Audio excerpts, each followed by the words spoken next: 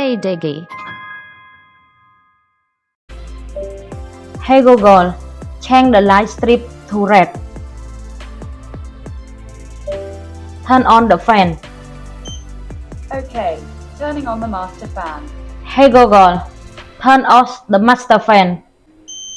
Okay, turning off the master fan. សួស្តីអ្នកទាំងអស់គ្នាថ្ងៃនេះដែរនាងខ្ញុំនឹងធ្វើការ unboxing នៅផលិតផលមួយដែលមានឈ្មោះថា Google Nest Hub ដែល Google Nest Hub ហ្នឹងគឺជាផលិតផលរបស់ Google ផលិតផលហ្នឹងវាមានអត្ថប្រយោជន៍ជាច្រើនដូចជាចូលនៅ calendar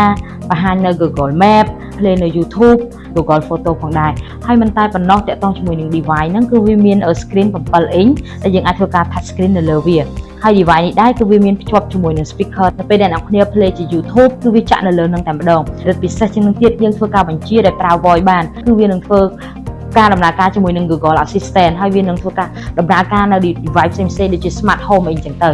ចាអញ្ចឹងកុំឲ្យខាត់ពេលយូរអ្នកនរគ្នាទៅធ្វើការ unboxing មួយខ្ញុំនិងពីបង្ហាញពីរបៀបនៃការតឡើងទាំងអស់គ្នាអញ្ចឹងបន្ទាប់ពីយើង unboxing យើងទទួលបាននៅ charger មួយហើយនឹង Google Nest Hub ដែលវាមានអេក្រង់7 inch ដែលវាមានកាមេរ៉ាសម្រាប់ឲ្យយើងធ្វើការ video call បានហើយរូបរាងខាងក្រោយរបស់វាគឺវាមានជា speaker ហើយនឹងកន្លែងបិទបើក voice បានហើយនៅកន្លែងនេះគឺយើងអាចធ្វើការតឡើងតម្លាក់សំឡេងបាន Hey Google change the light strip to red Okay Hey Google turn on the fan Okay, turning on the master fan.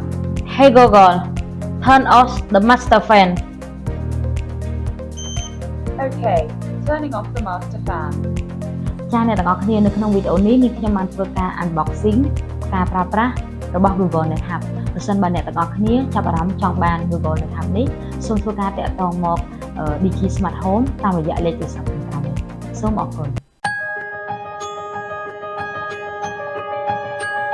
Hey Diggy.